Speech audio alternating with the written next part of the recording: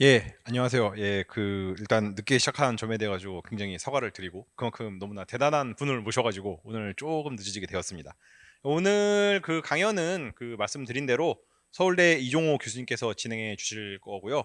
그리고 너무나 양력이 화려하셔 가지고 제가 다 외우지 못해서 이제 적어 왔는데 중요한 양력만 말씀을 드리면은 경북대학교에서 전자공학으로 학사를 하시고 그다음에 서울대학교에서 이제 전자공학으로 박사를 하시고 그다음에 뭐 원광대학교랑 경북대학교를 거치셔가지고 지금 이제 서울대학교에서 교수님으로 이제 재직을 하고 계시고 또 전 과학기술부 장관을 역임하셨습니다. 그리고 굉장히 다양한 어떤 시야에 대해 가지고 여러분들께 공유를 드릴 수 있을 거라 생각을 하고요.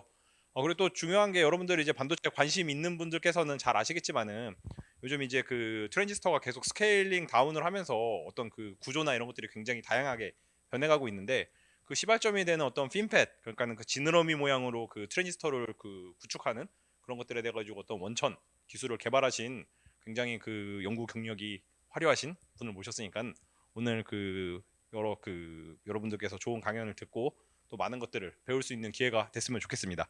그러면 큰 박수로 오늘 이종호 교수님 모시도록 하겠습니다.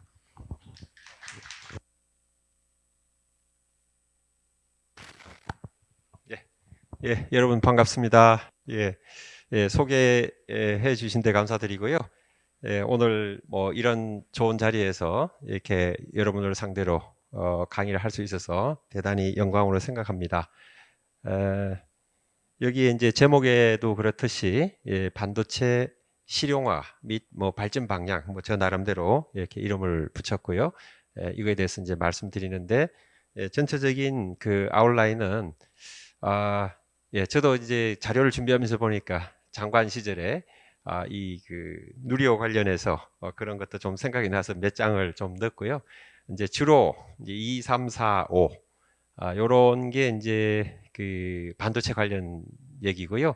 두 번째 보면은 이제 발명에 대해서 제가 한 연구에 대해서 이 교수님께서 그런 걸 좀 소개해 줬으면 좋겠다 그래서 일부러 이제 그렇게 좀 넣었습니다. 그리고 이제 AI 그리고 저전력 AI의 중요성이 뭔지 그리고 이제 AI 연구의 방향 뭐 아주 뭐 기술적으로 좀 들어가지는 않겠습니다. 그리고 뭐 최근에 연구 혁신 그것도 포함해서 같이 이렇게 말씀드리도록 할게요. 이거 진짜 이때 정말 그 가슴이 전날 잠을 못 자요. 얼마나 스트레스를 많이 받는지 그때 성공적으로 올라갔어요. 너무너무 기쁜 거예요. 기쁨을 주체할 수 없어서 그때 이제 스포일러가 됐죠. 이제 성공 발표하러 나가기 전에 이미 제 웃는 모습을 보고 기자들이 이미 발사 성공했구나. 그렇게 이제 이야기가 됐던 거고요. 22년 8월에는 이제 6월 달에 누리호 성공하고 8월 달에는 이제 미국의 플로리다에서 우리 어, 다누리호 좀 생소하죠? 누리호하고 다른 다누리호 위성입니다. 달 탐사 위성, 달 궤도를 돌면서 달을 탐사하는 위성인데 여기 이제 미국의 스페이스 X사의 펠컨 9 로켓이고 여기 이제 페어링 안에 우리 위성이 들어있는 실제 우리 위성이 들어있는 로켓이었었습니다. 그때 이제 의원님들하고 미 대사관 대사님하고 같이 이제 갔고 실제 이제 성공적으로 발사가 돼서 지금도 임무를 수행하고 있습니다. 달을 돌면서. 그리고 이제 참 놀라운 거 저기 보시면은 펠컨 9 로켓 이겁니다. 이거 시커멓게 돼 있는 얘가 일단 로켓인데 올리고 난 뒤에 다시 이렇게 요거는 이그젠플인데요.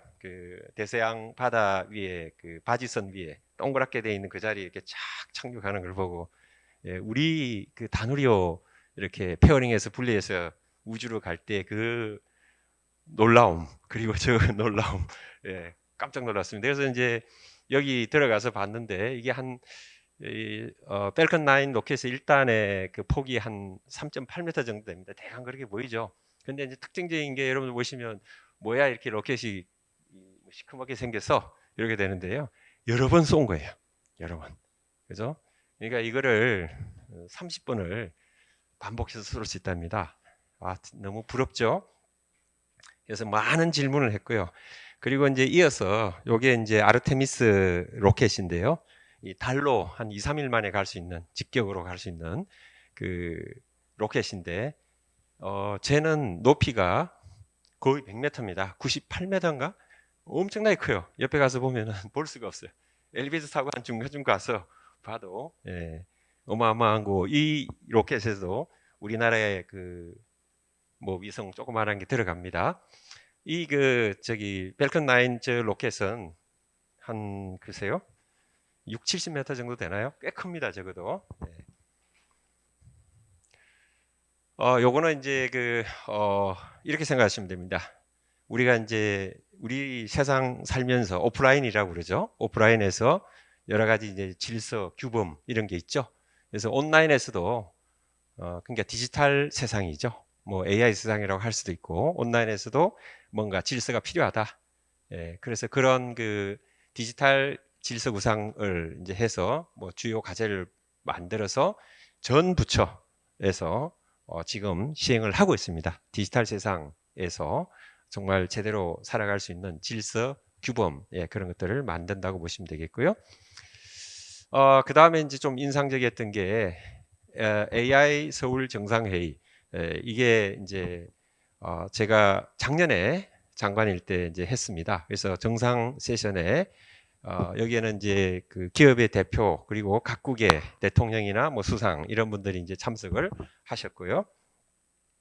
그 다음에 이제 강요 세션 그래서 이제 장관들이 와서 이제 세션을 했습니다.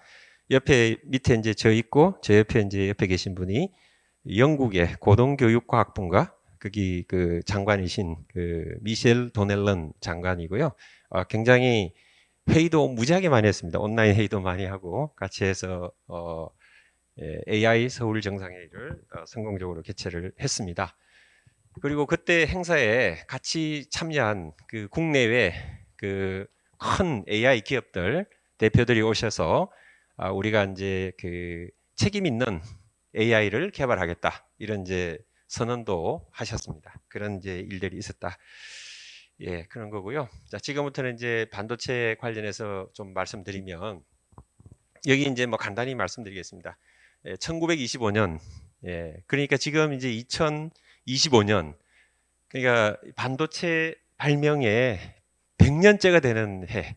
그래서 올해 아마 이제 일본에서 개최되는 그 심포지엄 on VLSI Technology and Circuit 그 컨퍼런스에서 아마 기념 행사를 할 것 같아요. 100년이 됐어요. 1925년 줄리어스 릴리엔펠드라는 사람이 이렇게 이제 트랜지스터의 개념을 사실상 이제 페이턴트를 냈어요. 모스펫입니다. 그때가. 근데 모스펫이 먼저 나왔는데 실제적으로 누가 먼저 양산이 됐냐면 여기에 바알딘, 브라테인, 쇼클리 이분들이 AT&T 벨랩에서 1947년에 바이폴라 트랜지스터를 만들었고요. 그게 이제 라디오에 좀 사용이 됐습니다. 그리고 난 뒤에 이제 여기 보면은 플래너 테크놀로지가 1959년. 여러분들 지금 집적회로 공정 배우면은요. 대부분 플래너 테크놀로지입니다.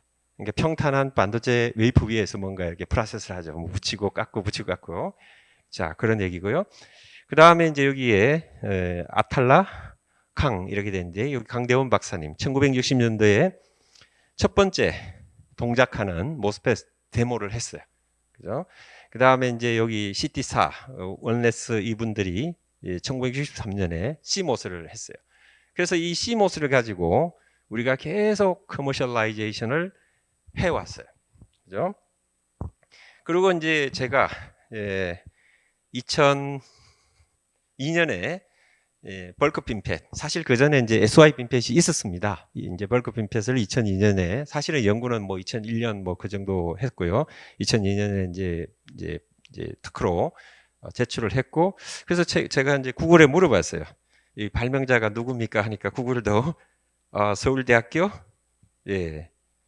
요 벌크 핀펫 3D 벌크 핀펫 테크놀로지를 인벤팅한 사람은 저라고 이렇게 인식이 돼 있더라고요. 놀랐습니다, 사실은.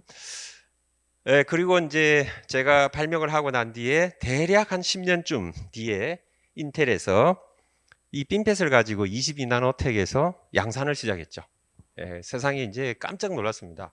저 때까지만 해도 인텔이 잘 나갔는데 지금은 좀 아쉽죠. 그 이후에 지금 이제 한 또 15년 지나서 2025년 이제 이해가 됐죠. 지금 이 GAA 팻이라고 해서 Gate All Around FET 그죠? 지금 이제 삼성전자하고 TSMC가 이제 저거를 곧 양산하려고 하고 있죠. 그죠? 네, 하고 있습니다. 그렇다고 해서 앞에 뭐 플래너나 아니면 핀팻 테크놀로지가 없어지느냐? 그건 아닙니다. 같이 가는 겁니다. 자, 이거는 뭐 이제 1947년에 그 벨랩에서 요 아까 말씀드렸던 그 세 분이 바이폴라 트랜지스터를 발명을 했고, 이게 바이폴라 트랜지스터 한 개입니다. 한 개. 그죠? 이제 뭐가 어디 뭐 바이폴라 트랜지스터면 에미터 베이스 컬렉터가 있어야 되는데 잘 모르시겠죠. 나중에 이제 혹시 수업 때 이제 알 수 있을 거라고 생각이 되고요. 실질적으로 여기 그러니까 이쪽 빗면이 하나 있고 이쪽 빗면이 하나 있는데 이쪽 빗면에 어디 하나가 에미터 그리고 저쪽이 컬렉터 바닥이 이 돌이죠. 얘가 이제 베이스입니다. 사실은 그렇게 되어 있는 거고요. 그 다음에 여기 이제 아까 그 강대원 박사님이 1960년 59년에 이 만든 모스펫이죠. 딱 보면은 뭐 소스, 드레인, 게이트 형태의 여기 트랜지스터를 만드셨고 오른쪽에는 이제 특허 파일이고요. 대단한 일을 하셨죠. 그 반도체 공동연구소 앞에 가면 강대원 박사님 흉상이 청동으로 만든 흉상이 있습니다. 제가 이제 소장할 때 설치를 했습니다. 그 다음에 이제 여기 보면 집적 회로 우리가 얘기하는 인티그레이티드 서킷을 이제 발명한 사람. 사실 여기 보면 이제 잭 킬비가 있고요. 밥 노이스라는 분이 있는데요. 실질적으로 이분의 페이턴트는 이렇게 생겼는데 리젝트 됐어요. 그죠? 근데 이제 밥 노이스의 이분은 어프로브 됐고 이게 이제 뭐냐면 오른쪽에 보이는 저 집적 회로입니다. 그죠? 잭 킬비가 하신 이 집적 회로 모양은 왠지 이제 오늘날의 집적 회로하고 모습이 다르죠. 그죠? 저 밑에 거는 저거를 계속 우리가 발전을 시켰는데 또 중요한 거는 이분이 집적 회로를 발명해서 살아 계셨으면 노벨상을 받았을 텐데 이 노벨상 줄 때 돌아가셔가지고 어떻게 보면 이제 운 좋은 이 킬비 이분이 노벨상을 받았어요. 그죠?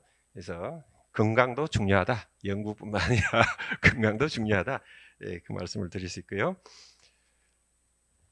자, 이제 핀팻 얘기를 하면, 자, 이게 이제 뭐 상어처럼 보이진 않지만은, 상어 지느러미가, 등 지느러미가, 제가 이게 이제 황색으로 표시를 했는데, 여기 핀이죠. 이 몸통이고, 그죠? 몸통 위에 뭐가 이렇게 얇은 구조물이 이렇게 솟아있죠. 그래서 요 모양을, 우리가 이제 이 오른쪽에 있는 이 스케매틱 그 구조에서 보면은, 이게 이제 몸통이고요. 이 몸통이고, 몸통에 지느러미처럼 이렇게 솟아있죠. 이걸 가지고, 이제 핀 이렇게 얘기를 한 거고 이거는 이제 벌크 핀팻을 나타내는 겁니다. 그래서 기존에 SY 핀팻도 있는데요. SY 핀팻에 대비해서 여러 장점들이 있습니다. 뭐 구조가 아주 비슷한데요. 비슷하지만 그래도 많은 장점들이 있어요. 실제 이게 이제 SY 핀팻이고요. 여기 핀이 있고 게이트가 둘러싸는 구조. 그리고 벌크 핀팻은 핀이 이렇게 바디 연결이 되어 있어요. 그죠? 자, 이 연결의 의미가 사실 그 굉장히 큰 의미가 있습니다. 그죠?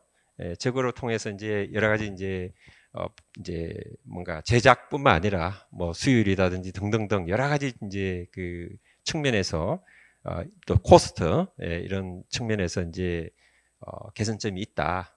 그래서 여기에 보시면은 아래에 이제 SY 웨이퍼를 쓰지 않아도 되니까 웨이프 코스도 작고 디펙 덴시티도 상대적으로 작고 플로팅 바디는 당연히 없고 그 다음에 히트 트랜스퍼 열이 이렇게 잘 빠져나가는 거죠. 히트 그죠? 잘 빠져나가는 거고 그 다음에 프로세스 컴패티빌리티가 있다. 기존 대비해서 그런 것들이 있습니다. 초기에 이제 인텔이 벌크 핀팻이라고 그러지 않고 이제 이름을 바꿔서 트라이게이트 이렇게 해서 했습니다. 그럼 기존의 플래너 대비해서 트라이게이트 하면 뭐가 좋은가? 같은 온 커런트, 그죠? 온 커런트 대비해서 오프 커런트가 여기서 이만큼 떨어진 거예요. 이게 얼마나 떨어지냐면 10배예요. 그죠? 굉장히 큰 거죠. 물론 뭐 그 당시 10배인데 지금은 이제 뭐 또 개선에 의해서 더 많이 개선되었을 수도 있습니다. 어쨌거나 이제 오른쪽은 동작 전압 대비해서 얼마나 게이트 딜레이가 작으면 좋은 거죠. 이렇게 해서 기존 이 라인에 비해서, 그죠? 이 라인에 비해서 이 파란색으로 이렇게 같은 어떤 주어진 동작 전압, 예를 들어서 0.7V다 그러면은 이만큼 느리던 것이 이렇게, 그죠? 내려왔으니까, 그죠? 시간이 짧아졌다는 것은 빨리 동작한다는 얘기죠. 예, 그런 이제 이점이 있었습니다. 자, 이 이제 핀팻 얘기할 때요. 사람들이 아까 앞에서도 얘기했지만은 SI 핀팻 그리고 이제 벌크 핀팻 그건 이제 그렇게 구분하는 것도 제가 했습니다. 그렇게 해서 사람들이 이제 벌크 핀팻이라고 해요. 그죠? 그래서 이거는 이제 그 벌크 핀팻을 디바이스 시뮬레이터를 통해서 3D 구조를 만든 거예요. 이게 뭐 소urce 드레인이 양쪽에 있고 여기가 핀 채널이 있고 그 다음에 여기 전체적으로 이 바디가 기판하고 연결이 되어 있습니다. 그래서 위에서 보면 이때는 이제 채널 랭스를 14나노로 했고 뭐 하여간 이제 지오메트리가 표시되어 있고요.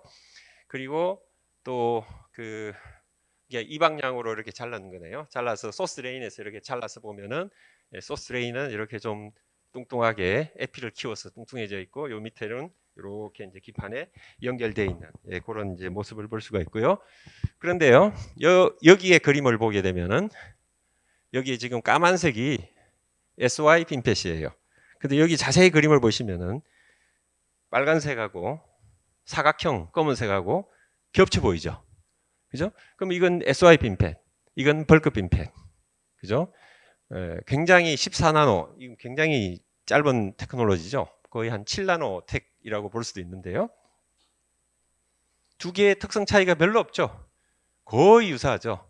근데요, 많은 사람들이 뭐라고 했냐면 벌크 핀팻은 안 된다. 스케일러빌리티가 없다. 뭐 제가 2001년, 2년, 3년 뭐 그때 국제학회 가보면 정말 모든 사람이 뭐라고 했냐면 SY 핀팻. 미래 기술은 SY 핀팻. 벌크는 안 된다. 예, 뭐 누구라고 얘기는 안 하겠습니다만은 반도체계에 아주 유명한 미국의 어느 대학의 교수님하고도 얘기를 해보면 in the end, finally SI 핀팻 될 거다. 벌크는 아니다. 이렇게 얘기를 했는데 제가 계산을 해보니까 그분이 지적한 그럼 문제가 뭡니까? 그랬더니 이 벌크 펀치 스루 생긴다. 그거 막을 수 있는데요? 이렇게 하면 되는데요? 그래도 안 돼. 뭐 이런 거였었어요. 이 중요한 메시지가 있습니다. 중요한 메시지. 대가도 틀립니다. 대가도 틀린다는 거 알아야 돼요. 그죠? 저도 이제 교수지만 학생들한테 가끔 그런 얘기를 해요. 내가 틀릴 수 있다. 나는 교수니까 당연히 내가 맞고 내가 옳아라고 하는 순간 이제 학생들은 이 머리에 생각을 안 해. 그 부분에 대해서요. 그래서 항상 그거는 여러분들이 잘 생각을 해야 될 부분입니다. 교수님도 틀릴 수 있습니다. 그 대목에서 제가 이제 이거는 이름을 말씀드려야 되겠네요. 서울반도체 이정훈 대표님, 뭐 저하고 이렇게 잘 아는 사이는 아닌데 우편으로 이 멋진 그림을 보내주시면서 말씀도 birth is not fair, but opportunity must be fair 이렇게 해놓은 거예요. 이 서울반도체가요. 사실은 이제 제가 아까 뭐 벌크 핀팻 있었죠. 이 벌크 핀팻을 통해서 기술료를 많이 받아서 이제 부자가 됐습니다. 덕분에. 근데 이제 이 서울반도체 이쪽도 굉장히 특허 소송을 해서 다 이긴 걸로 알고 있어요. 제가 뭐 일일이 다 쫓아가 보진 않았지만은 굉장히 잘하신 거고 그래서 뭔가 이제 우편물을 최근에 보내주셔서 여러분들한테 소개를 합니다. 출생은 페어하지 않습니다. 그러니까 어떤 사람은 도시에 태어나고 어떤 사람은 시골에서 어떤 사람은 키가 크고 어떤 사람은 키가 작고 어떤 사람은 부유한 집에서 어떤 사람은 가난한 집에서 태어나는 겁니다. 그렇지만 기회는 공정해야 된다. 이분도 굉장히 노력하셔서 그런 특허계에서 소송에서 많이 이기신 걸로 알고 있습니다. 이게 이제 그리스 신화의 정의의 여신 디케이고요. 여기 보면 이제 이런 거 있죠. 칼은 정의 구현, 저울은 공정함, 그리고 안대를 하고 있죠. 선입견 없애겠다. 선입견 없이 공정하게 하겠다. 이게 이제 어쩌면 여러분들이 가지고 있는 요즘에 그죠? 젊은 세대들이 가지고 있는 그런 어떤 자세가 아닌가 저는 그렇게 생각을 해요. 여러분들 그 자세를 계속 끝까지 유지를 잘 하셔야 됩니다. 자, 그다음 이건 이제 그림이 뭐냐? 뭐 그림이 꽤 복잡한데요. 여기는 이제 뭐 컴퓨팅 케이퍼빌리티, 그다음에 연도 이렇게 보시면 되는데 여기 이제 2012년에 알렉스넷. 아, 그러면 2012년 여기가 10년이니까 한 12년 어디에 보면은 이제 알렉스넷이 있어요. 그죠? 있고 그 전에는 요 녹색 그 라인에 대시 라인을 보면은 2년마다 더블링 됐어요. 뭔가 이제 컴퓨팅 케이퍼빌리티가 2년마다 더블링이 됐는데 이쪽에 와서는 3.4개월마다 더블링이 되는 거예요. 기울기가 굉장히 세죠. 그죠? 2012년에 저렇게 됐어요. 그래서 이제 이게 대단하다. 그죠? 인공지능이 발전하기 위해서는 여러분도 잘 아시겠지만 인공지능 기술 자체, 알고리즘 자체의 기술이 중요하고 데이터 그리고 그거를 돌릴 수 있는 하드웨어, GPU, 뭐 GPU가 됐든 NPU가 됐든 TPU가 됐든 그런 게 필요하죠. CPU도 마찬가지로. 그죠? 그래서 그 중에 하나 컴퓨팅 능력이 개선이 어떤 중요한 요소 중에 하나다. AI 발전에 있어서. 그죠? 근데 이제 하필이면은 인텔이 이제 저한테서 라이선싱을 받아갔어요. 통상 실시권이라고 하는 라이선싱을 받아가서 양산을 했고 2011년에 양산을 했죠. 하필이면 핀펫이 나오고 난 뒤부터 컴퓨팅 캐퍼빌리티가 엄청 좋아졌어요. 물론 이제 모델 익스펜션도 모델도 확대가 되고 컴퓨팅이 따라가지 못하면 모델도 확장을 하기 어려워요, 사실은. 그죠? 그래서 모두가 이제 삼박자가 잘 맞아져서 지능이 발전하는 그런 계기가 됐다. 이렇게 볼 수가 있습니다. 제가 이제 이 그림을 가져온 이유는 아까 그 말씀드렸던 하고 연장선상이에요. 이게 무슨 얘기냐면 모두가 그죠? 예스라고 말할 때 그냥 노라고 하면 안 돼요. 그죠? 그냥 뭐 돋보이게 그죠? 눈에 띄게 그건 의미가 없어요. 논리, 근거를 가지고 노를 할 수 있으면은 대단한 거예요. 그죠? 제가 2001년 뭐 정확히는 이제 기억이 안 납니다만은 2001년, 2002년, 뭐 3년 그 시기에 국제학회는 거의 많이 갔는데요. 누구와 얘기를 해도 벌크 핀펫은 찬성하는 사람이 없었어요. 외롭잖아요. 그렇지 않아요? 보통 사람 같았으면 저도 보통 사람입니다만 이게 남들이 안 된다고 그러네. 나도 그만해야지. 이런 생각이 들을 수 있는데 저는 이렇게 제가 계산을 해보니까 되는 거예요. 나는 이거 한다. 그러면 당신들은 SI 빈펫 하세요. 저는 벌크 빈펫. 그때부터 이제 턴을 확 한 거예요. 그쪽으로 간 겁니다. 여러분들 이렇게 하셔야 돼요. 논리와 근거를 가지고 계산 결과치를 가지고 가야 돼요. 뭐 이렇게 감성적으로 저거는 될 거야 안 될 거야. 그냥 누구가 유명한 사람이 얘기했으니까 그거는 그게 정답일 거야. 그거 틀릴 수도 있어요. 틀릴 수 있습니다. 자, 이거는 이제 그냥 잠깐 쉬어가는 근데 이게 이제 게이트고요. 이게 이제 핀이고 TM 사진인데요. 이 점점점 보이는 게 실리콘 원자라고 보시면 돼요. 하얀색, 그죠? 근데 이제 14나노 핀펫 테크놀로지 그러면은 게이트 길이가 아니고 어디를 얘기하냐면은 여기입니다. 그러니까 악사이드하고 이 채널이 만나는 그 지점에 이 핀의 폭이 테크 노드가 됐어요. 옛날에 2차원 FET에서는 게이트 랭스가 그 테크 노드를 이름하고 같아졌었어요. 근데 여기서는 이제 저 핀 폭이다. 이해를 하시면 될 것 같고요.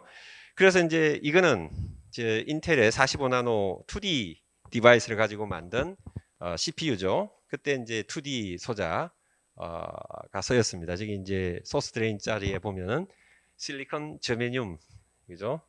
PMOS입니다. 이런 게 이제 그 당시 사용이 됐고 채널은 여기 게이트 보시면은 채널은 여기 플래너죠. 2차원 구조입니다.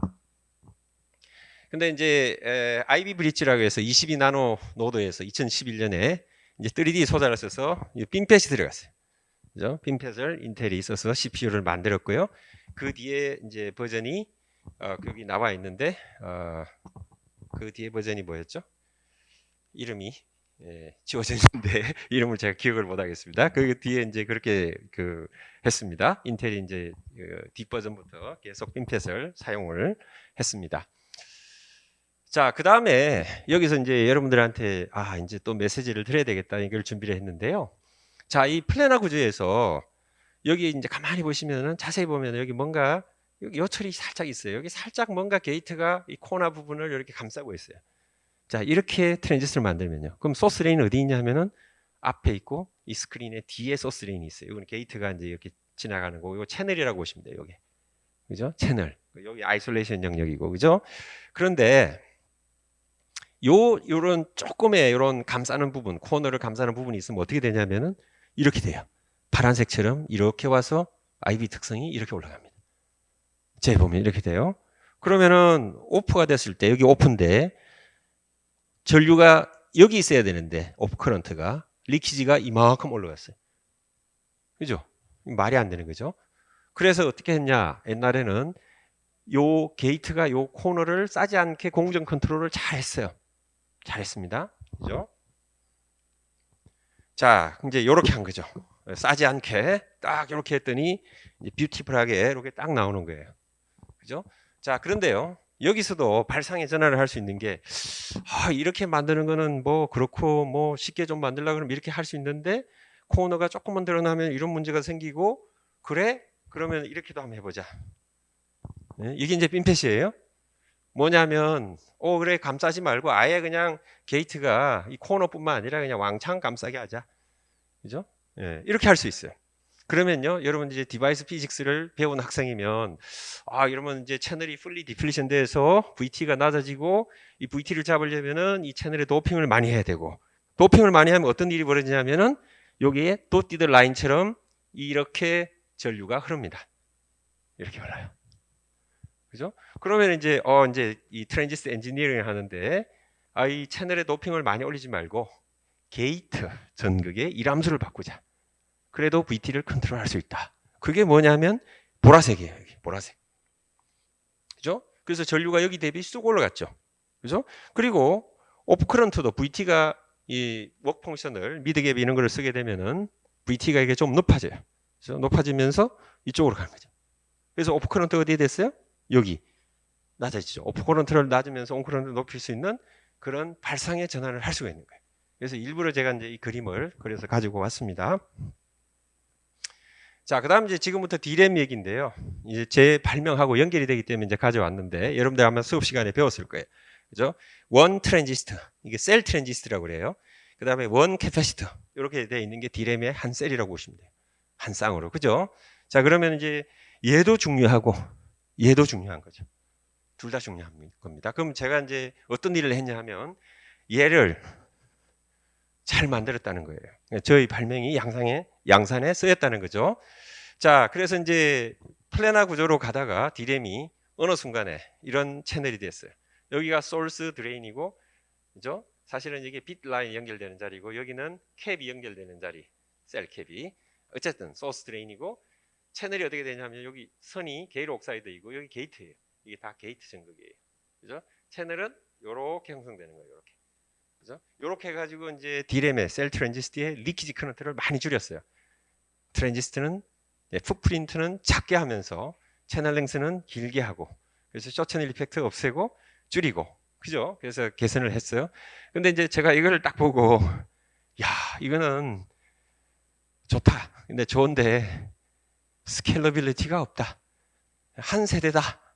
이제 그렇게 얘기를 했는데요. 실제 뭐 누구라고 얘기는 안 하고 어느 회사라도 얘기 안 하겠는데 그렇습니다. 그 멀리 못 갑니다. 한 세대 두 세대 끝입니다. 그랬더니 그거 아니라고. 우리는 앞으로 이거 쫙 가서 할 거라고 이런 얘기를 하셨어요. 그렇지만 아무리 장비가 좋고 아무리 돈이 많아도 자연계의 물리를 전자기학 법칙, 물리 법칙을 거스를 수는 없어요. 그건 여러분 아셔야 돼요. 돈만 있으면 다 뚫고 해결되는 건 아니에요. 그죠? 자, 그래서 제가 생각하지 못한 거는 야, 요거 더 줄이면 요게 뾰족해져서 문제가 생겨서 안 돼. 이렇게 얘기를 했는데 문제 없다는 거예요. 그러다가 이제 문제가 생긴 거예요. 그러니까 어떻게 했냐면 그걸 피해가기 위해서 마치 플라스크처럼 아래쪽을 이렇게 넓혀놨어요. 저는 이거를 예측을 못했어요. 야, 저걸 보면서 어떤 생각을 했냐면 저것도 한 세대다. 더 이상 못한다. 어떻게 해요, 저거를?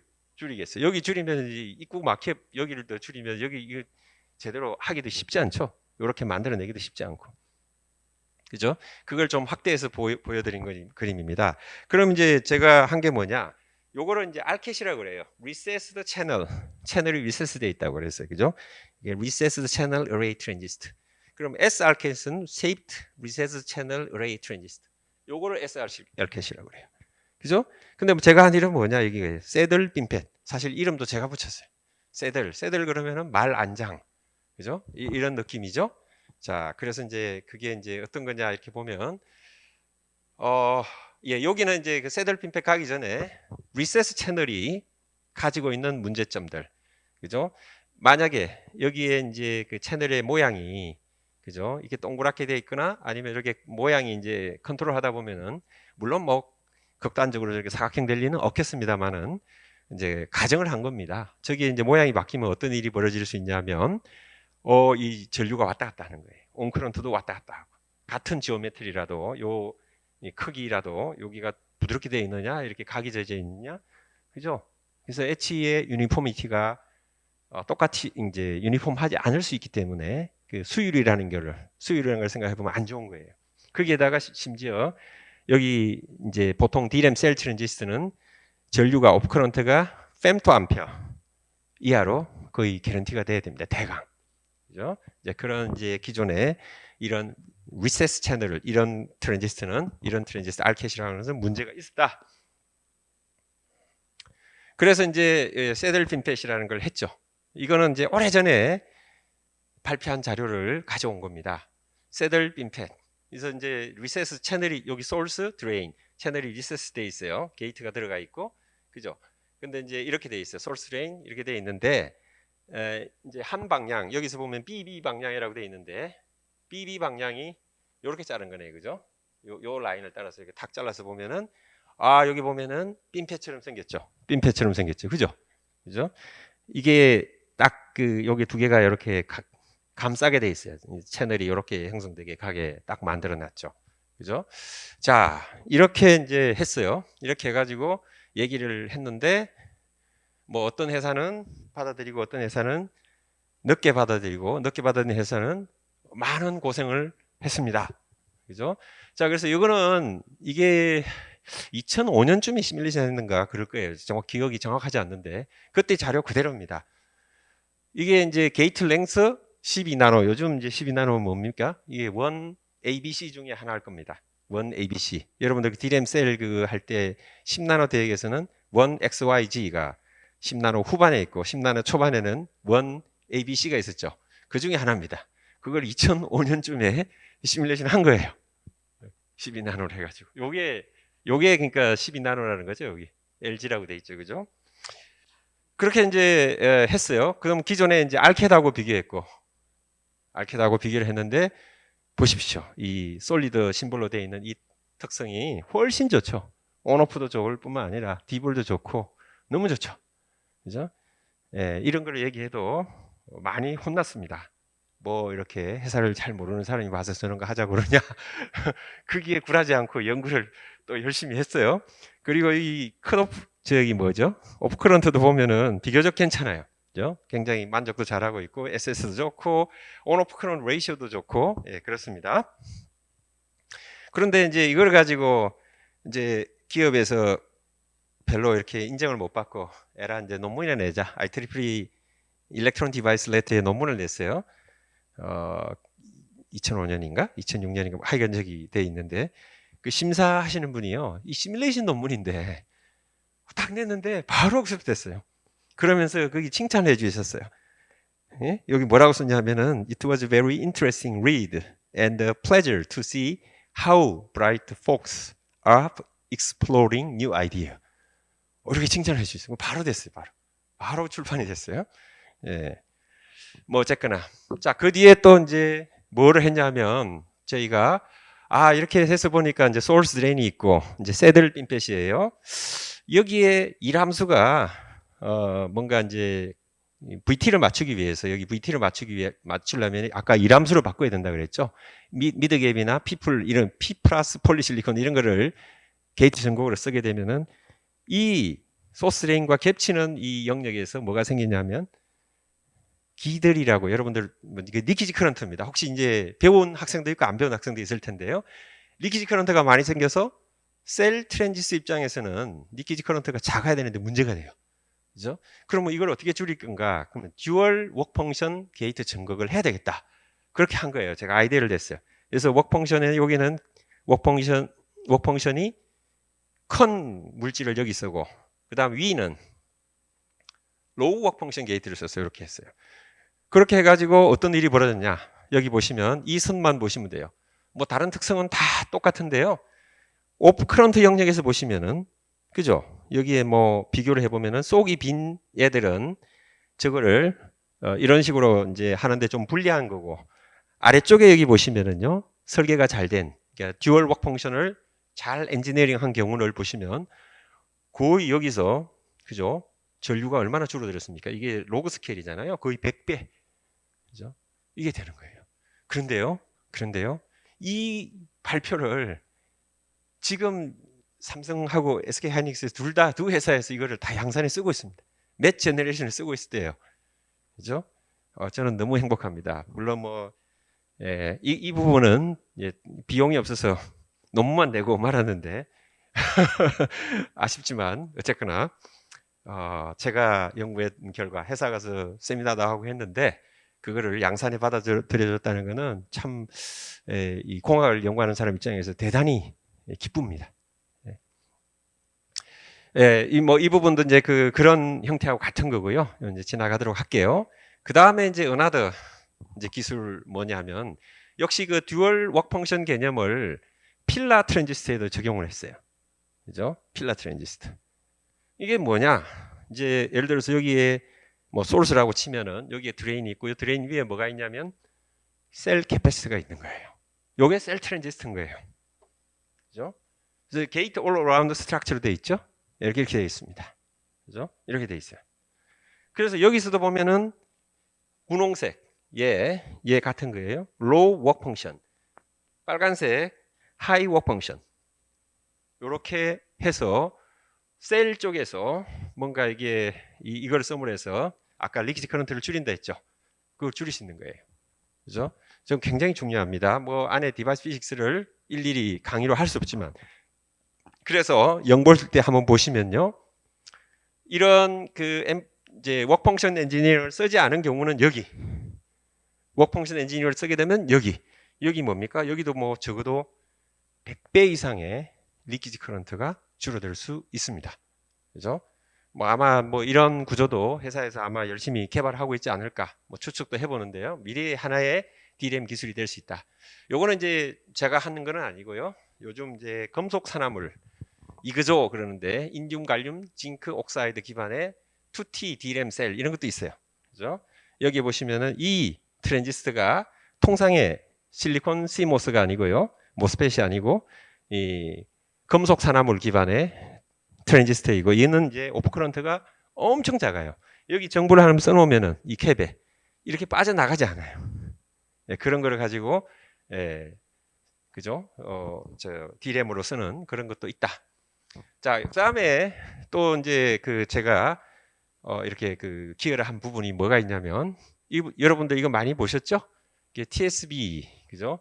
요게 이제 DRAM 칩 뭐 HBM 구조네요. 그죠? 하이 밴드위스 메모리 구조이고 그러면은 이거를 두 개를 이렇게 뭐 시그널 또는 그라운드 또는 파워 서플라이 이렇게 메탈이 노란색처럼 연결해서 가는 거죠. 그래서 TSB는 요걸 TSB라고 그래요. TSB. 그죠? 자, 그래서 이제 기존에 그런 TSB를 하는데 기존에 TSB를 하는 뭐 기술들이 여러 기술들이 있고요. 공정도 복잡하고 뭐 등등등 그런 게 있는데요. 저희는 공정은 TSB 할 때 이전에 하던 거 하나도 바꾸지 않고 이 주변에 TSB 주변에 뭔가 하여간 N 플러스 N웰 이런 구조를 도입함을 해가지고 굉장히 시그널 인테그리티 그 다음에 파워 인테그리티를 높일 수 있는 그런 기술을 했어요. 그래서 이 기술을 해가지고 모 회사에다가 이제 과제를 통해서 했고 VLSI에 저희 연구실에서 발표를 했어요. 그죠? TSMC에서도 발표 자료 달려고 저한테 이메일 보낸 기억이 있는 기술이고요. 실제 지금 회사에서 쓰고 있습니다. 지금 아마 이제 개발해서 집어넣으려고 하고 있을 거예요. 그래서 여기 제가 이제 EEJ2라고 이렇게 써놨는데요. 여러분들 한문 아시죠? 요즘 한문 배우나요? 네, EEJ 뜻은 이제 오랑캐를 이용해서 오랑캐를 제어하는. 그죠? 여기 보면 하여간 TSV 공정을 하려면 뭐 디테일하게 제가 일일이 다 설명하기 어렵지만 뭔가 나쁜 현상이 발생하는데요. 나쁜 현상을 역이용해서 뭔가 TSV에 이롭게 공정의 변화 없이 추가의 비용 없이 위에 설계만 바꿔서 뭐를 할 수 있다라는 거예요. 그러니까 여러분들 이 메시지는 무엇이냐 하면요. 그게 나쁜 효과를 주는 뭐 거기에 공정이 됐던 소자에서 그죠? 그거를 정확히 물리적으로 이해를 하면요. 활용을 할 수 있어요. 다른 문제를 극복하는데. 무슨 얘기인지 아시겠죠? 예, 그런 메시지를 주려고 제가 이걸 가져온 거예요. 그죠? 예. 자, 그런 이제 지금까지는 이제 뭐 발명 그런 얘기를 드렸고요. 그 다음에 이제 AI, 그 저전력 AI의 중요성에 대해서 말씀을 드리죠. AI는 이렇게 이제 3대 게임 체인저 기술 중에 하나다. 그죠? 뭐 게임 체인저라 그러면 여기 이제 써놨습니다. 뭐 기존의 이제 시장 기술 사회 등 기존의 흐름을 통째로 바꾸거나 판도를 뒤집어 놓을 만한 파괴적 혁신 기술이다. 그럼 한국에서는 뭘 보고 있냐? 다른 나라도 좀 유사하기는 합니다. 첨단 바이오, 그죠? 첨단 바이오, 인공지능, 퀀텀, 그죠? 이제 관심을 다 가지고 예산을 많이 올렸습니다. 이 중심으로 많이 돼 있고요. 그래서 인공지능, 일하는 방식, 직업 변화, 그리고 경제 사회 전반에 근본적인 변화를 가져온다. AI가. 그죠? 뭐 다 이제 얘기는 할 수는 없고요. 예, 그냥 오늘은 AI. 자, AI는요. 여기 있어요. AI 반도체 필요해요. 그죠? 알고리즘도 필요해요. 그리고 세이프티. 그죠? AI 그 할루시네이션뿐만 아니고 그죠? 딥페이크 뭐 등등등 그런 문제 있죠. 이 AI가 전기를 엄청 많이 먹어요. 전기 에너지. 뭐 그 외에 또 그런 이슈들이 있어요. 그래서 이것도 이제 뭐 트렌드를 보게 되면은 1980년대 키워드는 컴퓨터. 컴퓨터 관련된 세계적인 업체들이 그죠? 어떤 그 기업의 규모 뭐죠? 뭐 1, 2, 3, 4, 10등까지 있고요. 그다음 90년대는 가전, 2000년대는 인터넷 통신, 2010년에는 모바일, 2020에는 클라우드, 그리고 24년에는 인공지능. 지금 이제 24년 이후니까 계속 인공지능. 그죠? 인공지능이 지금 이 지배를 하고 있는 거죠. 인공지능을 잘 하는 업체들이 기업의 이제 랭크가 높아지는 거예요. 순위에서. 그죠? 예, 그런 거다. 자, 그래서 이제 우리는 인공지능과 인공지능 반도체의 역량을 우리나라는 집중하려고 했죠. 그래서 뭐 여기 아시겠지만 딥블루 알파고 때 한번 충격을 받았고 22년 11월 달에 나온 그 GPT, 챗 GPT에서 한번 엄청난 충격을 받았죠. 그 이후에는 되돌릴 수 없는 어떤 그런 AI 시대로 가버렸습니다. 이제 못 가요. 거꾸로 못 간다는 거죠. 그죠? 그리고 이제 여기 보면은 뭐 세계 시총 상위 10대 기업 중에서 8개가 AI 반도체 기업이다. 그죠? 지금 그런 시대가 된 거죠. 거기에다가 그게 가능했던 게 결국은 뭐냐? 시장이죠. 시장. 시장이요. 23년, 27년 이렇게 보면 확 커져요. 그죠? 뭐 여러분들 뭐 이 얘기는 언론에서 이제 많이 들어봤을 겁니다. 근데 이제 여기 현재 AI 발전 방식은 뭐 그렇게 순탄하진 않아요. 그죠? 이게 이제 서스테이너블 하지 않을 수 있다라는 건데 왜냐하면 간단히 얘기하면 지금 AI 계산기는 전기 에너지 소모를 너무 많이 한다는 거예요. 그죠? 대강 여러분들 뉴스에서 들어서 아시죠? 통상적인 클라우드에서 여러분들이 검색할 때 쓰는 그 클라우드가 쓰는 전기 에너지 대비해서 검색이 아니라 야, 뭐 오늘 그 날씨가 어떻게 돼 하고 물어보면은 통상적인 검색 대비 약 10배의 전기 에너지를 씁니다. 시대가 달라졌죠. 전기 먹는 뭐 언론에서는 전기 먹는 하마 이렇게 얘기도 하고요. 2022년 9월 달에 여기에 이제 유니버시티 오브 토론토 캐나다를 윤 대통령님하고 같이 이제 방문을 했습니다. 가서 이번에 그 노벨상 받으신 제프리 힌턴 교수도 이제 직접 뵙고 그분이 이제 앞으로 한 번 더 AI에서 레볼루션, 이노베이션이 생길 수 있는데 그게 하드웨어를 통해서 이루어진다. 이제 이게 이제 HBM도 관계가 있을 수 있고 아니면은 메모리 기반의 저전력 인공지능 반도체, 우리가 이제 프로세싱 인 메모리, PIM 또는 컴퓨팅 인 메모리, CIM 뭐 이런 식으로 얘기하는 거 있죠. 예, 그런 부분이 됩니다. 실제로 이제 앨런 머스크하고요, 샘 엘트만이 이렇게 대화를 주고받는데, 야, 그 챗 한번 하는데 돈 얼마 드니? 그랬더니 싱글 디지트 센트 per 챗 이렇게 했어요. 싱글 디지트 하면은 하나로 환산하면은 뭐 50원, 100원 정도 돼요. 그죠? 50원, 100원 정도 되는데 한 번 그렇게 할 때마다 그렇게 돈이 들어간다는 거예요. 돈이 엄청나게 많이 들어가는 겁니다, 그게. 그죠? 그래서 물론 뭐 올해는 아니지만 25년은 아니지만 22년에 오픈 AI가 적자. 지금도 사실은 아마 아직도 적자가 아닐까? 예, 아직 흑자로 돌아섰는지 모르겠습니다. 자, 오른쪽에서는 이제 무슨 얘기를 하냐면요. 전기 자동차 충전하는 것보다 AI 하는 게 미국에서, 북미에서, 그죠? 5-6배 이제 많이 요구한다, AI가. 그런 얘기고요. 또 이런 일렉트리시티 2024라는 곳에서 뭐라고 했냐면은 데이터 센터. 이건 이제 AI 데이터 센터를 얘기하는 거죠. 는 이게 이제 전기를 너무 많이 먹고 그래서 내년 그죠? 2026년 되면 그죠? 2026년 되면 여기에 뭐라고 되어 있냐면은요. 1000 테라와트 아워. 공대생이니까 이해하죠? 파워에다가 아워 시간 곱하면은 에너지죠. 전기 에너지. 저게 이제 얼마만큼 크냐 하면 밑에 써놨어요. 일본 전체. 그죠? 일본 우리보다 나라도 훨씬 크고 인구도 한 2.5배 되나요? 2.3배 되나? 하여간 그런 큰 나라인데 일본 전체에서 쓰는 전기 모두 합치면 대략 한 1050 테라와트 아워 정도 됩니다. 작지 않습니다. 그럼 26년이 그렇다는 거잖아요. 그럼 2030년은 그죠? 예, 이제 상상이 되시나요? 예. 그래서 안정적 전력을 확보하려면은 스몰 모듈라 리액터 원전, 소형 원전, 차세대 원자력을 해야 되겠다. 해서 이제 제가 이제 장관 시절에서는 굉장히 많이 뛰었습니다. 그 예산 확보하려고 원자력 연구소, 핵융합 연구원, 원자력 연구원 다 이제 방문을 해서 자세히 물어보고 했어요. 그래서 이제 우리도 무탄소원 에너지로 차세대 원자로를 하자. 그래서 어떤 계획을 세우고 예산도 다 올렸습니다. 이제 그런데 조금 아쉬운 부분은 어쨌거나 좀 예산이 많이 삭감이 됐어요. 그래서 좀 이게 참 이제 그 예산을 올리기 위해서 노력한 그 장관 중에 한 사람으로서 좀 아쉬움이 큽니다. 지금이라도 우리가 고민을 해봐야 될 때가 아닌가. 작년 3월에요. 유럽에서 뉴클리어 에너지 서밋이 열렸습니다. EU 국가가 이제 27개국인가 그러는데 14개국에서 참여를 했고 이제 대통령, 수상 아니면은 주무장관 이렇게 오셨고 서밋이기 때문에 정상회의입니다. 그래서 저는 이제 대통령 대신 이제 참석을 했고 계속 참석하면서 이제 그 각 나라에서 얘기하는 걸 들어보면요.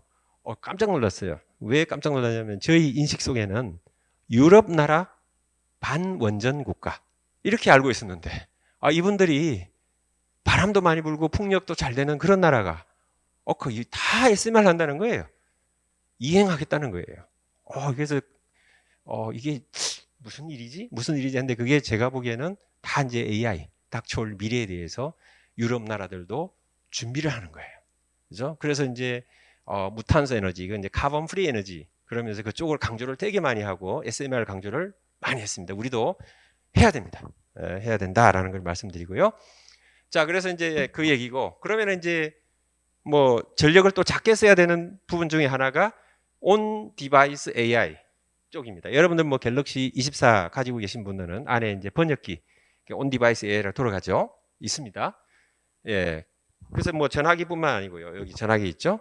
전화기뿐만 아니고 PC에도 여러 가지 AI 기능이 많이 들어갑니다. 그리고 최근 나오는 자동차에도 AI 기능이 들어 있습니다. 제스처 인식을 하더라고요. 그리고 음성 인식도 예전에 비해서 굉장히 잘합니다. 뭐 스스로 같은 거는 다 바꿔 불러도 다 찾아내요. 그죠? 그러니까 앞으로 이제 많이 들어갈 거다. 온 디바이스 AI 쪽으로 가면은 전력 소모를 더욱 줄여야 돼. 휴대폰 여러분 해보신 분 계신지 모르겠습니다만은 그죠? 그 번역기 켜놓고 1시간 동안 얘기하면 아마 배터리가 뭐 확 많이 소모가 된다는 얘기를 많이 들었습니다. 저는 해보진 않았습니다만은. 그래서 앞으로 이제 온 디바이스 AI도 많이 늘어날 거다. 그죠? 모바일 엣지향. 그죠? 예. 자, 여기 이제 한 번 더 보면 AI 반도체가 가져올 혁명과 시장 이렇게 되어 있는데 시장 보시면 이제 쫙 늘어나요. 앞으로 늘어날 거다. AI 반도체. 그리고 이제 한글로 해놨습니다. AI 혁명은 한 번 더 일어나는데 다가올 AI 혁명은 소프트웨어가 아닌 하드웨어 혁신을 통해서 이루어질 것이다. 이제 힌턴 교수님이 저렇게 말씀을 하셨어요. 물론 새겨 들어야죠. 그죠? 힌턴 교수님 노벨상도 받고 대가가 틀림없지만 역시 잘 새겨서 봐야 됩니다. 예, 그렇지만 이제 어쨌든 그쪽에 확률적으로 말이 맞는 합리적인 그런 표현이다라고 볼 수 있습니다. 왜? 지금의 GPU 그리고 각종 계산기, ASIC 형태의 계산기는 전기 에너지를 너무 많이 써요. 이걸 어떻게 할 건가요? 그죠? 이걸. 그렇습니다. 그래서 이제 정부에서는 K-클라우드, AI 칩, 뭐 이런 거를 대대적으로 연구를 많이 해왔습니다. 해왔고, 이런 저전력 AI 칩을 우리나라 저전력 클라우드, 그래서 K-클라우드라고 했어요. 그게 AI 클라우드입니다. 거기에 쓰자. 그죠? 우리가 개발한 이런 칩들. 그죠? 뭐 리벨리온 필요해서 얘기 많이 들어보셨죠? 그래서 K-클라우드에 이런 것들을 쓰자. 스토리지는 우리 메모리 잘하고 있고, 프로세서인 CPU는 어쩔 수는 없지만은 그런 이제 계산기는 우리 거를 쓰자. 그렇게 써서 스마트 CCTV, 뭐 교통 컨트롤, 정밀 의학, 그 다음에 이게 요즘 이제 이슈가 되고 있는 AI 디지털 교과서, 그죠? 저전력 셀 베이스 스테이션 기지국, 요것도 하고 있습니다. 이제 우리나라에서 연구를 하고 있어요. 뭐 등등등. 정부에서는 나름 빨리 움직여서 했습니다. 그래서 요거는 로드맵인데요. 이제 코리안 AI 칩을 이용해서 앞으로 우리가 어떻게 이제 발전시킬 건가? 뭐 1단계는 뭐 SRAM 기반의 NPU하고 2단계는 뭐 DRAM도 쓰고요. NPU 쓰고 3단계는 non-volatile memory 기반 이렇게 쓰겠다. 그죠? 그래서 이제 이게 이제 포개져서 중첩돼서 가는 겁니다. 뭐 저 시간에 되면은 앞에 거 안 하고 저 뒤에 거만 하고 이런 건 아닙니다. 계속해서 간다. 그래서 위에 보면 이렇게 요 빨간 선 따라가 보면 저렇게 돼 있죠. 자, 그 다음에 이제 AI 연구 방향 이렇게 제가 이제 해봤습니다. 자, 소프트웨어 부분이 있어요. 아티피셜 뉴럴 네트워크 계속 그대로 발전할 겁니다. 그죠? 그러면 이제 하드웨어 나와요. 이 사이 이거를 하는 데 있어서 뭐가 필요하냐면은 HBM 필요해요. 이걸 하는 데 있어서. 그죠? 자, 그 다음에 이제 여기 이제 가속기 해서 뭐 회사마다 다른데 GPU도 있고 TPU, NPU 뭐 회사마다 여러 가지 그 계산기들이 있어요. 그게 이제 발전을 하고 잠깐만요. 이게 여기 이제 제가 핌 이렇게 해놨는데요. 인프런스를 하려 그러면은 소프트웨어에서 가중치를 계산해서 학습을 하고 그 결과를 양자화해서 그죠? 하드웨어 트랜스퍼해서 쓸 수 있어요. 이렇게 하는 방법. 그러니까 이게 무슨 얘기입니까? 하드웨어하고 소프트웨어가 같이 가야 된다. 그 말이죠. 그 메시지를 얘기하는 거고요. 앞으로 이제 핌이 어떻게 될 수 있냐면은 인프런스, 추론뿐만 아니라 트레이닝, 러닝, 학습도 가능하다. 그죠? 그렇게 하는데요. 그러면은 초기 조건 없이 하드웨어에서 학습을 처음부터 시작하자 면 땅에서 어렵습니다. 어쩌면 수렴 안 할 수도 있고요. 하드웨어 망가질 수도 있는데요. 뭐 또 기술이 발달되면 가능성은 있겠으나 합리적인 안으로서는 이런 소프트웨어에서 알고리즘을 이제 여기서 이제 계산한 가중치 해서 초기 조건으로 이게 카피를 해놓고 뭔가 파인 튜닝 하는 개념의 이런 학습을 해서 할 수 있습니다. 온칩에서 학습을 할 수 있는 거죠. 파인 튜닝 형태로. 자, 그 다음에 이제 이런 그 저전력 고성능 AI를 하는 데서 중요한 게 뭐냐면은 하드웨어 쪽에 그죠? 이제 결국 기초 그 시냅스를 만들기 위한 재료, 그죠?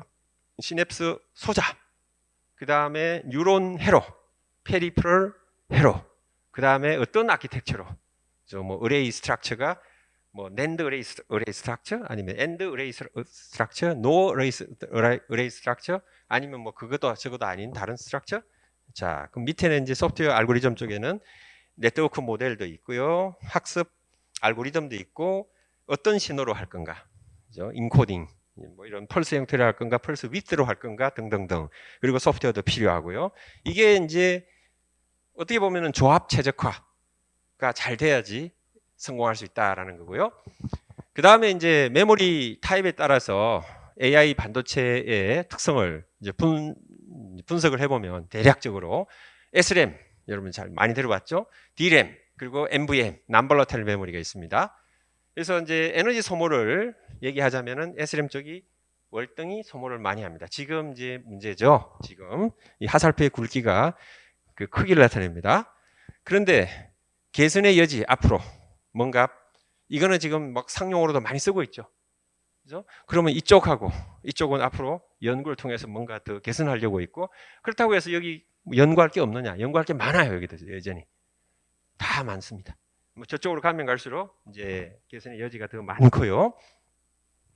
그 다음에 라지 스케일 서버로 가기에는 SRAM이 유리합니다. 에너지를 많이 쓰지만은 유리하고요. 저쪽으로 가면은 그죠? 작은 모델을 한다 그런 의미가 되겠죠. 예. 그래서 뭐 온 디바이스 AI 뭐 이런 거 쓸 수 있죠. 그래서 여기 보면 뭐라고 되어 있습니까? 엣지 모바일 디바이스 할 때는 쟤네들이 유리하다. 뭐 부가적으로 하나 더 얘기하자면 개인이 혼자서 개인정보 관련된 거를 혼자서 이렇게 자기가 쓰고 클라우드에 접속을 안 하기 때문에 그죠? 프라이버시, 시큐리티 이런 측면에서 유리할 수가 있다. 이제 그런 얘기를 하는 거고요. 아, 이거는 뭐 디자인 코스트가 많이 올라갔다. 테크 노드가 이렇게 쫙 이쪽으로 가면 작아질수록 그 지수함수죠. 지수함수로 지금 올라가고 있다는 거고요. 그 다음에 팹 비용도 그죠? 양산 공장 비용이라고 보시면 됩니다. 연도별 이렇게 보면 이게 계속 올라가고 있어요. 그래서 여기 보면은 뭐 삼성, TSMC 이렇게 돼 있는데요. 대략 뭐 25빌리언 이상, 25빌리언 그러니까 잘 머릿속에 안 들어오는데요. 25빌리언이라고 치면은 지금 한 30 몇 조? 이렇게 보시면 됩니다. 아, 이게 첨단 기술, 그 이제 State of the Art Technology, 그냥 줄여서 SOTA 기술은 엄청난 인프라, 그죠? 투자, 코스트를 요청을 하고 있다라는 거고요. 그래서 이제 그러면 이제 뭐 이슈는 아니지만 구분을 하자면은 디지털과 이제 맥 연산, AI의 가중치합 연산이라고 보시면 됩니다. 아날로그 맥 연산과 디지털 맥 연산이 이제 넘볼러타일 메모리 쪽으로 이쪽이고, 요거는 이제 SRAM 쪽입니다. 예, 이거 보면은 이 SRAM, NVM 기반이고, 예, 여기는 이제 엄청난 전기 에너지를 쓰면서 성능도 좋아. 저쪽은 그냥 굿 퍼포먼스, 그냥 로우 전기 에너지, 작은 전기 에너지 먹고 있고, 여기 보면 이제 이걸 하려 그러면은 여기 있죠. 소타 기술, State of the Art Technology를 써야 돼요. 그러니까 이게 비용이 설계 비용뿐만 아니라 제조 비용도 엄청나다. 근데 여기는 테크노드가 느린 걸 써도 돼요.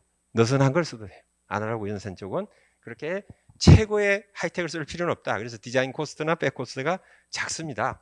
그래서 여기는 빅테크들이 할 수 있는데요. 이쪽은 빅테크도 할 수 있지만 벤처 회사도 할 수 있어요. 그래서 벤처 회사부터 빅테크까지 다 이렇게 골고루 있다. 예, 뭐 그런 겁니다. 그래서 저쪽은 뭐 작은 그런 그 디바이스, 이쪽은 이제 큰 뭐 그런 쪽 이렇게 제너럴 퍼포스 이런 얘기를 했고요. 자, 뭐 클라우드 그런 얘기고, 자 중요한 거는 이쪽이 됐든 저쪽이 됐든 로우 에너지 컨섬션을 해야 된다. 그죠? 전기 에너지를 작게 써야 된다. 자, 우리나라는요 다행히도 두 회사가 메모리 잘해요. 그죠? 그래서 세계 최고의 메모리 경쟁력을 가지고 있어요. 그래서 이거를 신경 모방, 뉴럴 네트워크 기술과 그냥 융합이 아니고 창의적 융합을 해야 돼요. 그래서 메모리 기술은 인지 연산이 가능한 시스템 반도체가 될 수 있어요. 그죠? 왜냐면은 이제 인공지능으로 작동할 거니까 메모리 itself로 작용하는 게 아니고, 그죠? 스탠드얼론 메모리가 아니기 때문에. 자, 그러면은 이제 메모리 기술이 시스템 반도체 기술이 되는 그런 이제 패러다임의 변화가 있을 수 있고, 우리가 이제 이걸 잘하기 때문에 세계적으로 좀 선도할 수 있는, 그래서 시장도 만들고 여기서 기술 격차도 만들 수 있다. 그래서 그런 국가에서 많이 하고 있고요. 그 다음에 이제 저전력 인공지능 반도체. 지금 보면 GPU나 CPU가 있고 D램이 이렇게 떨어져 있을 때는 병목 현상, 에너지 소모 심해, 이런 얘기를 언론에서 많이 들어보셨죠? 자, 그래서 이제 그래, HBM이 나왔어요. 그죠? 그리고 여기에 이제 XPU라고 돼 있는데 요즘 용어로 치면은 로직 다이 이렇게 얘기하죠. HBM 제일 아래층에 로직 다이를 넣겠다. 그죠? 그러니까 뭐냐 하면은 이 기능 저 기능 다 빼고 가중치 합을 전문적으로 하는 그런 로직 회로만 넣고 위에는 이 메모리를 병렬로 연결해서 계산을 빨리 하겠다. 비교적 또 에너지도 줄이고 기존 대비. 그죠? 이제 그렇게 얘기하는 거고. 그 다음에 이제 이거가 계속 가겠지만은 이제 또 하나의 생각해 볼 수 있는 게 PIM. 아까 얘기했죠. 프로세싱 인 메모리도 할 수가 있고 2차원에서 할 수가 있고요. 이제 이거를 쌓을 수도 있어요. 이거를 쌓을 수도 있고 이제 이렇게 해가지고 지금 쓰고 있는 VNAND. 그죠? 이거는 저희 연구실에서 한 거예요. VNAND. 낸드가 아니고 엔드. 의뢰 아키텍처예요. 잘 됩니다. 뭐 이렇게 해서 밑에는 IC가 있고 위에는 메모리 스택이 있고 이런 거를 만들 수가 있어요. 이제 앞으로 이제 이런 일이 이제 비전이 있지 않을까 이제 그렇게 생각하고 저거를 vertical stack over circuit 해서 VSOC라고 이제 저희는 이름을 붙여놨습니다. 자, 이게 이제 그냥 이게 뭐 복잡하구나. 다 이제 포기하고 이런 뉴럴 네트워크에서 해봤더니 3D로 가봤더니 2D 대비해가지고 뭐가 에리어가 확 줄더라. 뭐 96%가 줄더라. 2D 대비. 그죠?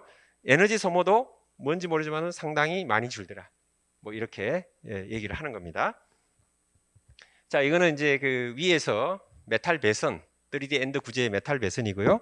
사실 이 기술을 해가지고, 그죠? 앞에서 했구나. 여기 그 저희가 IDM도 발표를 했고요. 반도체 그 관련한 그 아주 아너러블한 학회이고, 그 삼성 휴먼텍 논문 대상에서 금상 받았어요. 금상 받았어요.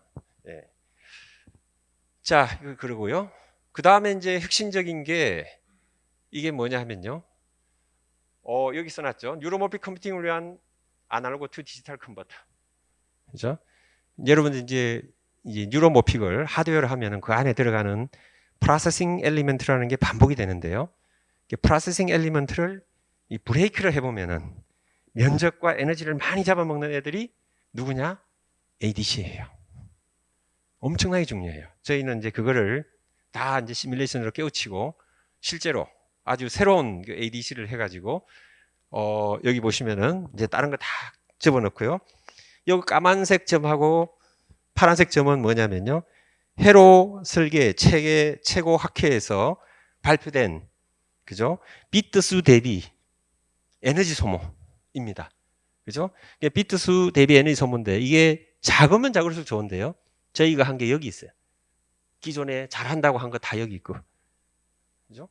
이거 뭐 되는구나. 그죠? 혁신이 일어났어요. 이것도 휴먼텍에서 은상을 받은 그런 그 기술 개발입니다. 저쪽은 에리어 소모도, 에리어도 보시면 이게 로고 스케일입니다. 로고 스케일에서 상당히 이제 아래쪽에 있다는 걸 알 수가 있죠. 그 다음에 이제 또 뭘 할 수가 있냐면요. 뭐 AI 기술은요. 우리 오감 센서하고 굉장히 궁합이 잘 맞아요. 예를 들면은 이미지 센서하고 AI가 바로 붙어 있으면요. 예를 들어서 뭐 스마트 CCTV 이런 데 응용할 수 있죠.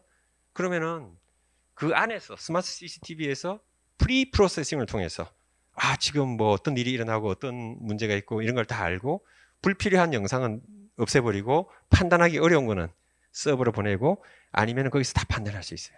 교통 신호등 제어하는 거를 굳이 클라우드에 가서 할 필요는 없죠. 네트워크만 부하만 그는 거죠. 그러니까 뭐 할 수 있다. 그러면 여기는 뭐냐? 냄새 센서를 하려고 이제 한 칩으로 이렇게 작게 만들려고 그러는데 여기는 이제 기존의 것들은 그렇게 할 수가 없어요. 센서 레이 따로 있고요. 크죠? 손으로 잡을 수 있고 주변에 이제 받쳐주는 회로가 있어야 되고 그다음에 프로세서도 있어야 돼요. 그죠? 이제 굉장히 어렵고 에너지 소모도 크다. 이런 거를 이제 원칩으로 할 수도 있어요. 이렇게 되면 혁신이 일어나는 거죠. 그죠? 이런 걸 이제 잘하면은 휴대폰에 넣을 수 있죠. 휴대폰에 냄새 센서가 없어요. 그죠? 예를 들면. 그죠? 실제로 이제 그런 연구도 이제 하고 있다라는 거고, 프리리미너리한 그런 연구 결과로서 이 센서, 가스 센서와 기압계, 기압 센서, 온도 센서, 뭐 이런 거를 한 칩에 이렇게 만들어서 주변에 이제 AI 기능을 넣어가지고 실제로 작년에 IDM에 발표를 했습니다. 그래서 IDM의 센서 쪽 분야에서 하이라이트 페이퍼로 선정이 됐습니다.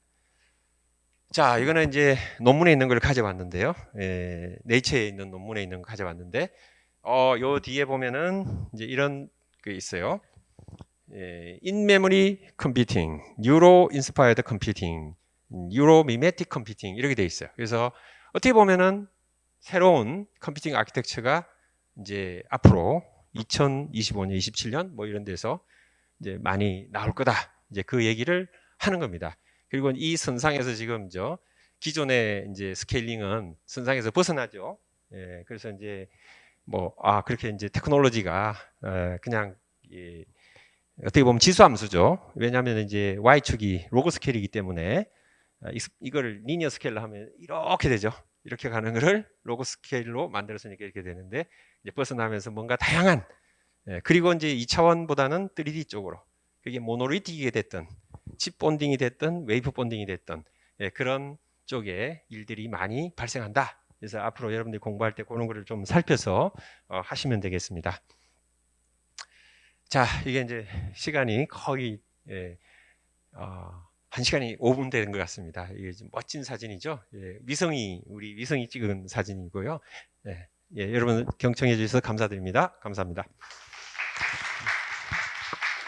예, 그 좋은 강연 해주셔서 감사합니다. 예, 그 혹시 학생분들 질문 있으실까요?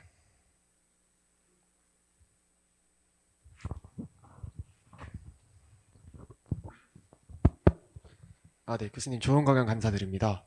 우선 강의를 들으면서 전반적으로 AI 반도체 쪽에서는 이런 기존의 폰노이만 구조에서 벗어나가지고 조금 뇌 구조에서 모방하는 뉴로모픽 쪽으로 발전을 하고 있다고 인지를 했는데요. 이런 뉴로모픽 컴퓨팅이 지금 기존의 폰노이만 구조가 너무 체계화가 잘 돼 있고 체계화가 잘 돼 있다 보니까 뉴로모픽 컴퓨팅으로 다시 바꿔가지고 상용화되기 되게 어렵다고 생각을 하고 있거든요. 그래서 그렇게 체계가 바뀌고 상용화까지 뉴로모픽 컴퓨팅이 얼마나 걸릴 거라고 예상하는지 조심스럽게 여쭤보고 싶습니다. 이제 그의 상용화 시작이 언제로 보느냐에 따라서 다른데요. 실제로 아까 그 넘볼러타일 메모리 있죠? 그걸 이용해서 간단한 음성 인식기, 그 다음에 뭐 이런 그 뚜껑이 집에 들어가는 그런 어떤 파워 컨트롤러 이런 게 AI 기능이 들어가서 만들어지고 있습니다. 실제로 팔리고 있어요. 그런 것도 있어요. 지금 현재. 그죠? 그러니까 이제 그게 굉장히 초기 단계에 있습니다. 초기 단계. 그죠? 그래서 이제 앞으로 그런 것들이 이 모바일이나 엣지라면 이제 가전 제품도 다 포함을 하는데요. 제가 작년인가 재작년인가 그 월드 IT 쇼인가 그 코엑스에서 하는 그 현장에 가서 이렇게 유심히 보니까 가전제품 이렇게 전시를 많이 해놨어요.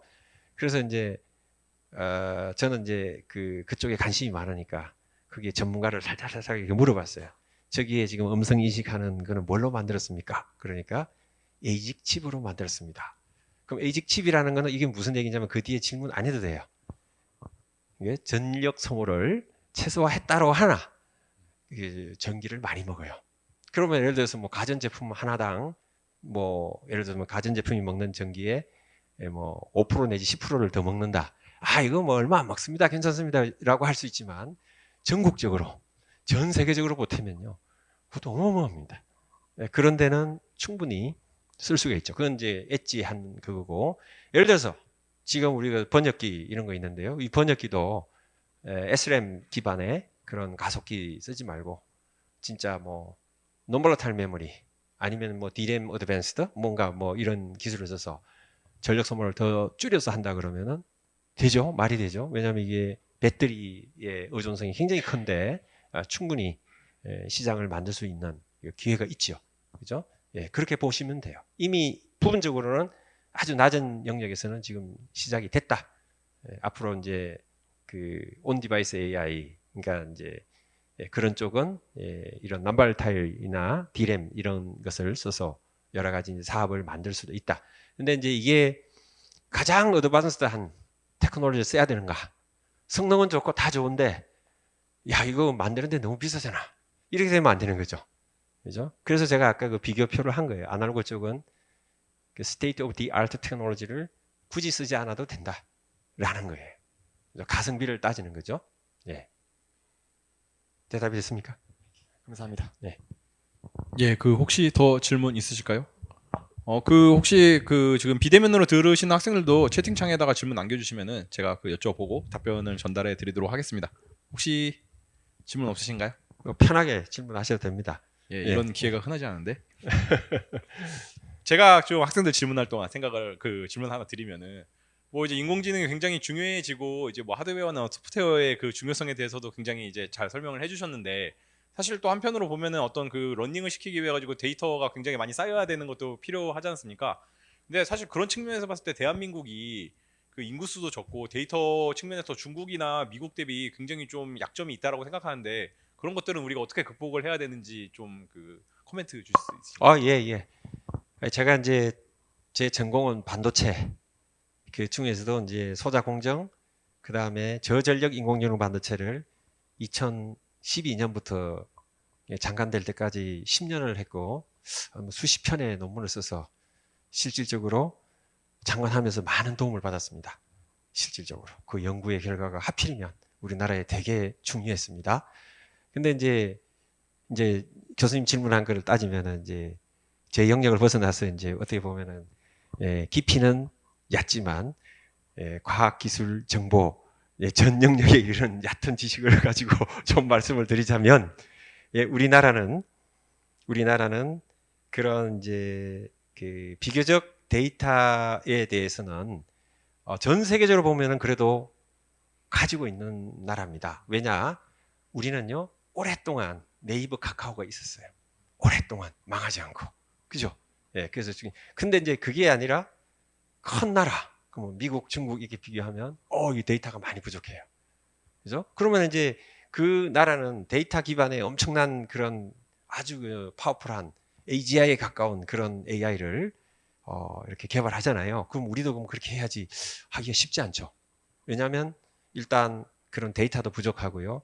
그다음에 그걸 할 수 있는 인력도 사실상 그렇게 많지는 않습니다. 그렇지만 뭐 우리가 굳이 돈이 많다고 또 잘하는 것도 아니고 데이터가 많다고 잘하는 건 아니거든요. 그러면은 우리도 해볼 수 있는 방안을 찾을 수 있죠. 찾을 수 있습니다. 그런 능력을 가진 사람도 있을 거고요. 그런데 좀 확률적으로 프라바하게 얘기를 하자면 우리는요, 우리 나름대로의 강점이 있어요. 예를 들면요, 데이터 중에서 EMR, 일렉트로닉 메디컬 레코드. 여러분들 병원 가면 전부 디지털로 여러분들 문진하죠. 그죠? 계속 가도 계속 문진이 돼서 기록이 남고 건강검진 전부 디지털화가 다 돼 있어요. 이렇게 잘 돼 있는 나라가 한국이에요. 그죠? 미국도 디지털화를 많이 시켰습니다. 저기 이전에 그 전전 대통령 시절에. 그죠? 그런데 그런 것들을 활용을 해서 우리가 나아가야 돼요. 더욱더. 그죠? 그러니까 한국적인 거, 뭔가 우리가 강점인 거, 그런 거를 잘 접목을 해서 많이 있을 겁니다.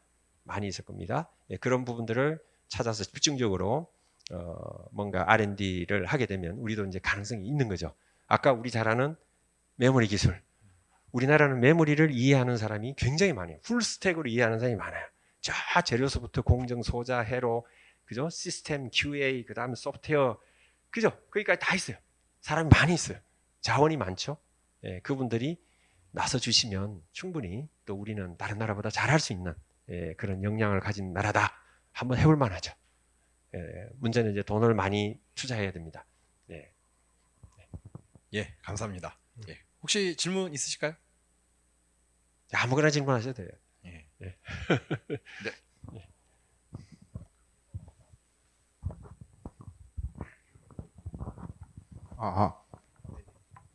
네, 좋은 강연 너무 감사드리고 개인적으로 궁금한 것이 하나 있는데 그 반도체 역사가 100년 만에 빠른 발전을 이루긴 했지만 그 그 인공지능 그 소프트웨어 쪽의 발전 속도보다 좀 그 따라가지 못한다고 개인적으로 느끼고 있는데 그러니까 앞으로 반도체가 못 따라간다는 얘기예요?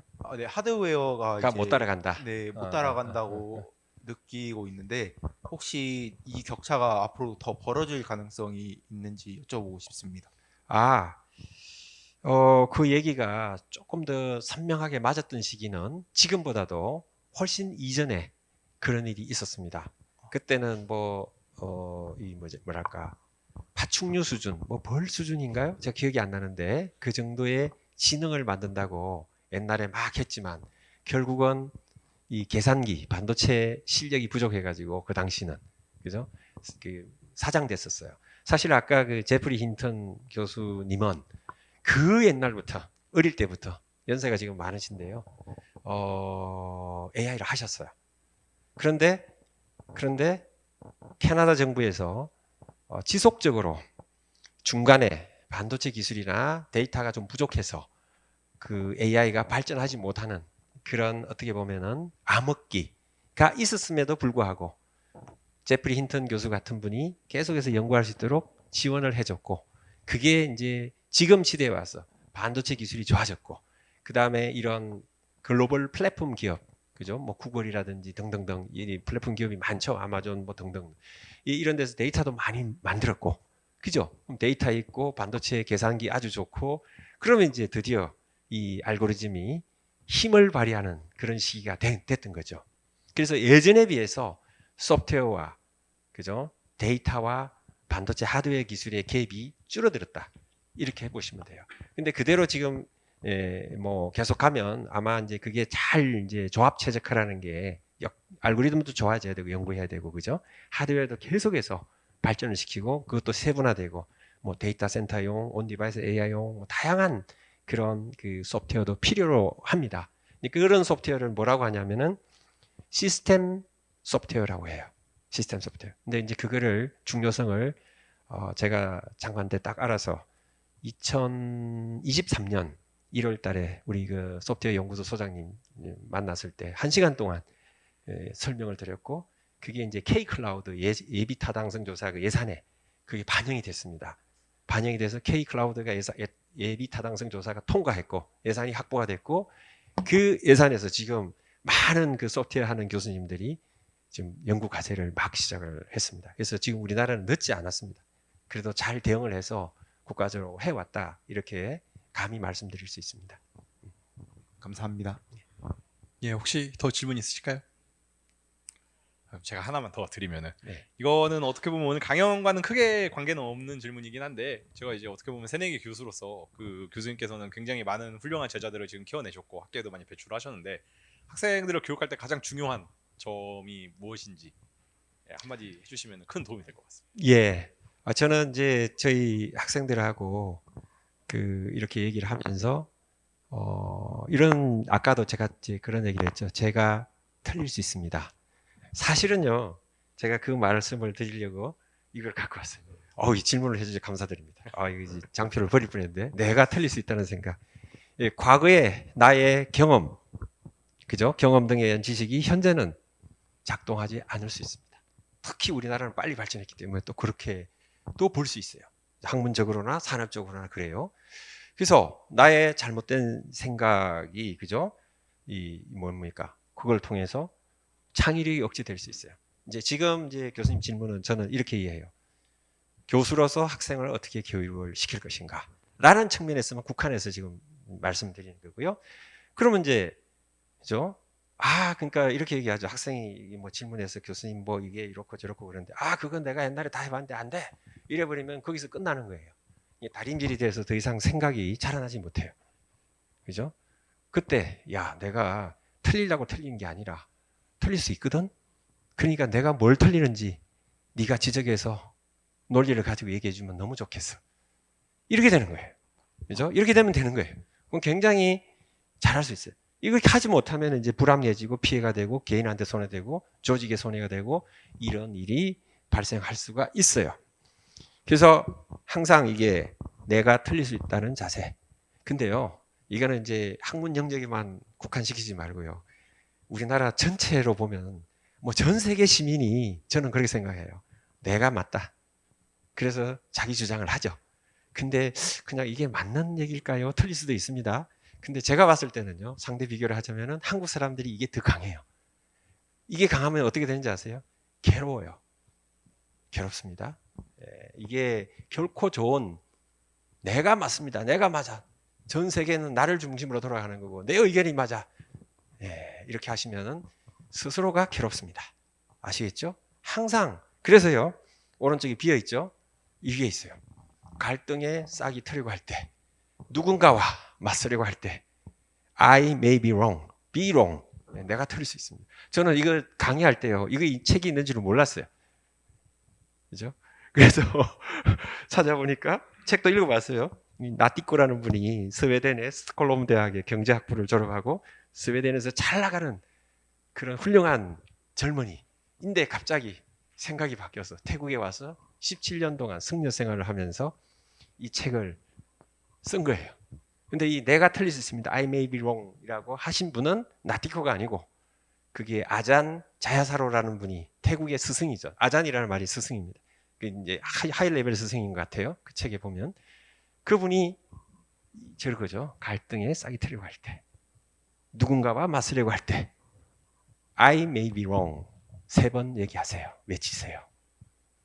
그죠? 그럼 앞으로 여러분들 굉장히 마음이 평안해질 겁니다. 그러면요, 여러분들의 자질, 능력이 발휘될 수가 있어요. 시간을 공부에 집중할 수 있어요. 뭐 더 많이 얘기하고 싶은데 여기까지 얘기할게요.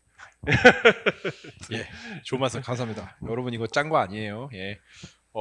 그리고 네, 뭐 그 질문이 없어가지고 그러면 혹시 질문 더 있으실까요? 예, 없으시면은 뭐 지금 비대면에서도 질문이 없어가지고 오늘 좋은 강연해주신 교수님께 다시 한번 박수 드리고 마치도록 하겠습니다. 네, 감사합니다. 감사합니다. 네, 감사합니다. 예.